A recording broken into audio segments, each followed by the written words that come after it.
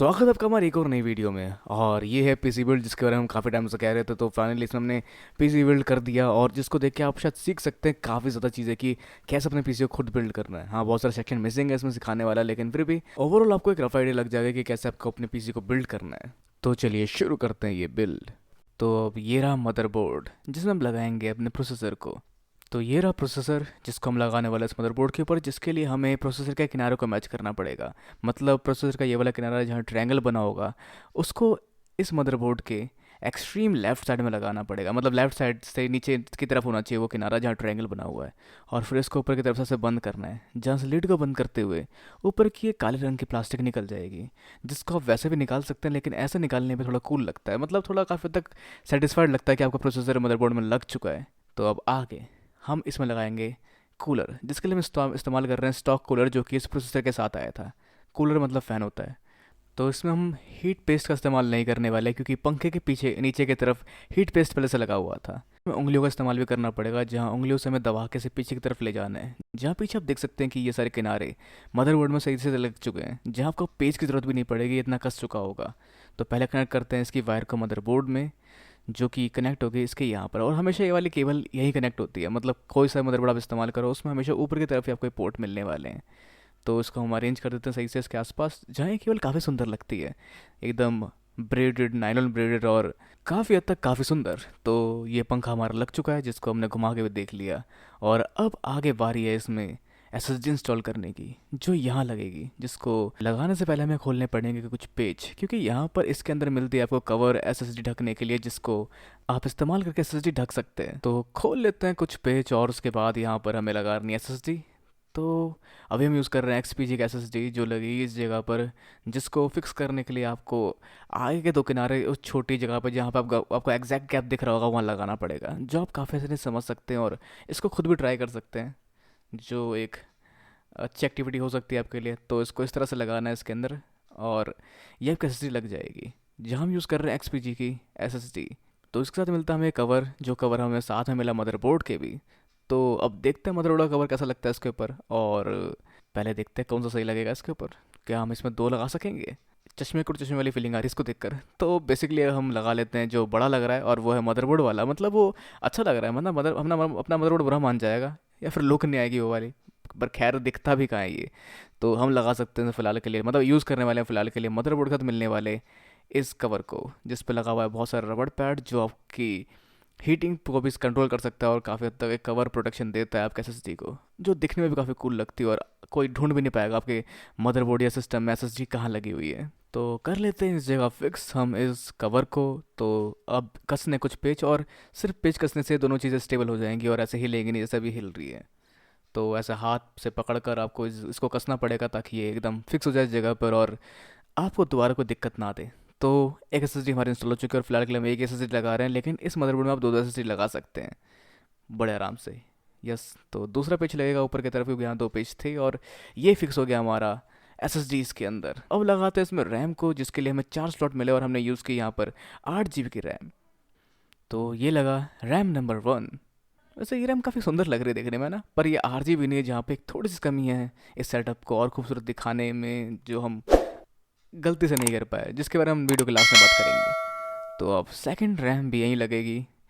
तो देखो, हमेशा रैम जब आप लगाओ, सिर्फ 2 रैम लगानी और 4 पोर्ट हो, तो आप हमेशा सेक्शन में लगाओ। मतलब पहला, फिर दूसरा छोड़ के तीसरे में, हमेशा मतलब ऑड या इवन नंबर में लगाओ, क्योंकि हमारा ये डुअल चैनल होता है हमेशा ही, जिसकी वजह से आपको रैम की परफॉर्मेंस क्रॉस फायर नहीं मिल पाएगी, अगर आप अलग एक सेम सेक्शन में कंटिन्यूसली लगाओगे तो इस तरह से हमेशा ध्यान रखें लगाने के लिए। जहाँ हम यूज़ कर रहे हैं 16 GB की टोटल ओवरऑल रैम, जहाँ पर एक स्टेक हमारी 8 GB की है, जो वैसे तो काफ़ी खूबसूरत है, और ये भी XPG की है। तो लग गई हमारी रैम। थोड़ी सी मेहनत बस।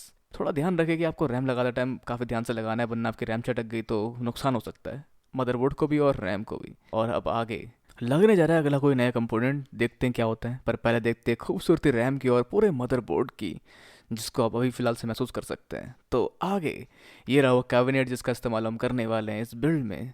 तो उसके बाद लिखिए वार्निंग, जिसको कोई भी नहीं पढ़ता, पर इसके पोर्ट्स ऊपर की तरफ है, जहाँ पर रिस्टार्ट और मतलब सारे बटन्स दिखाई दे रहे हैं, और ये जालियाँ। तो 3 RGB फैंस लगे हुए हैं, जो एड्रेसेबल है, मतलब जिन फैन से कलर आप कंट्रोल कर सकते हो, और जिन फैन से कंट्रोल आप इस कैबिनेट के थ्रू भी कर सकते हो, जिसके लिए एक बटन मिलता है इसके ऊपर ही। तो उस बारे में बताएंगे, पर पहले इसके दोनों फलकों को खोल लेते हैं। जहाँ पर ये पीछे का फलक खोल दिया, जिस तरफ लगेगा मदरबोर्ड और बाहर मैनेजमेंट इसी तरफ से होगी।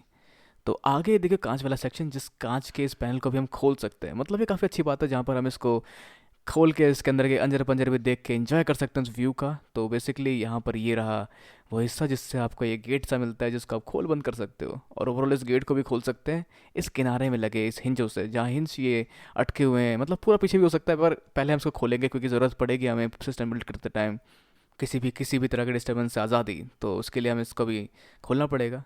तो देखिए आईओ शील्ड जिसको लगाना है, जो हमेशा मदरबोर्ड के साथ ही मिलती है, जिसको लगाना है इसके पीछे की तरफ, जहाँ पर ये हमेशा से लगती आई है। इसके बाद इसे मदरबोर्ड भी लगाना है। तो ये लग गया हमारा आईओ शील्ड। जिसके बाद आएगी मदरबोर्ड की बारी, जो हम तैयार कर रहे थे अभी। इसमें हमने रैम लगा ली और कूलर, और साथ में उसके अंदर हमारा सीपीयू और एसएसडी भी लग चुका है। तो इसको थोड़ा सा एडजस्ट कर देते हैं अपने फिंगर प्रेशर से, ताकि ये निकले ना, वरना बहुत दिक्कत आती है छोटी चीज़ों की वजह से ही पीसी बिल्ड करने में। मतलब कभी ये हिल जाता है तो मदरबोर्ड नहीं सेट होता, मदरबोर्ड सेट होता था ये नहीं सेट होता। तो बेसिकली अब देखते हैं मदरबोर्ड। ओके, तो मदरबोर्ड यहाँ सेट हो चुका है और सारे पोर्ट्स ऐसे साफ साफ दिखाई दे रहे हैं इसके।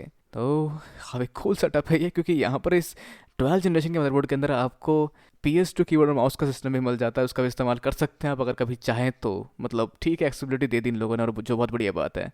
और डिस्प्ले पोर्ट भी इसमें बहुत सारी मिलती है। मतलब अगर आप एक अच्छा प्रोसेसर इस्तेमाल कर रहे हैं जिसमें ग्राफिक हो एम्बेडेड, तो आप उसका इस्तेमाल भी कर सकते हैं इन केबल्स के साथ, और अच्छे डिस्प्ले का इस्तेमाल कर सकते हैं इसमें।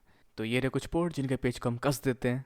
पेज नंबर 1, पेज नंबर 2, और तो जल्दी से जल्दी सारे पेज कस लेते हैं। और पेज कसने के बाद हमें आना है इसके पीछे की तरफ, जहाँ लगेगा ग्राफिक कार्ड, जिसके लिए हमें पीछे के इस पैनल को खोलना पड़ेगा, ताकि ग्राफिक कार्ड के लिए हम एक्स्ट्रा स्पेस क्रिएट कर सकें।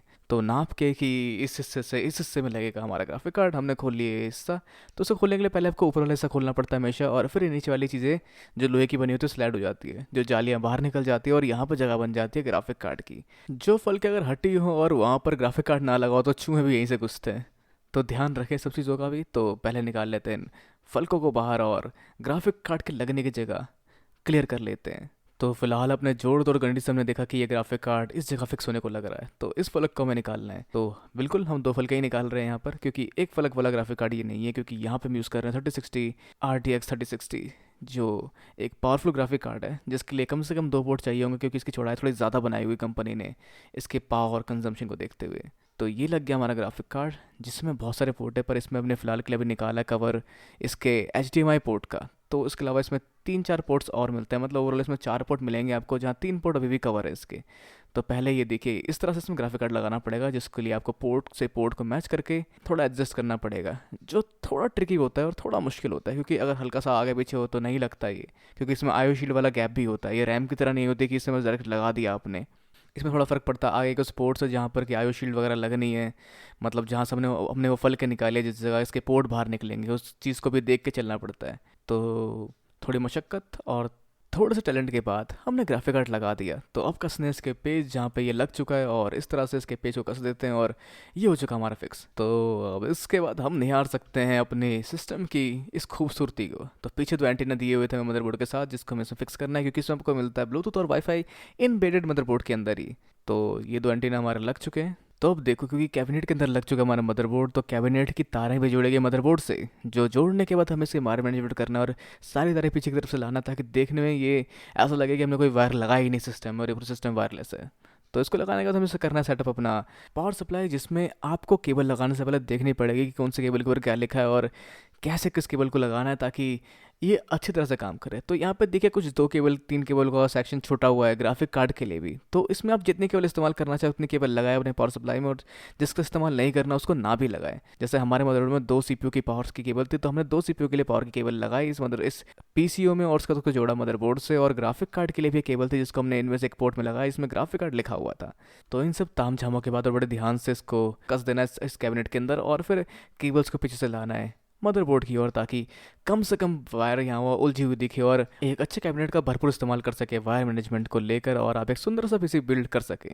तो सारे वायर्स को लाने के बाद हर जगह हर तरह की पावर केबल्स लगाने, जो कि वहाँ लगने के लिए बनी हुई थी।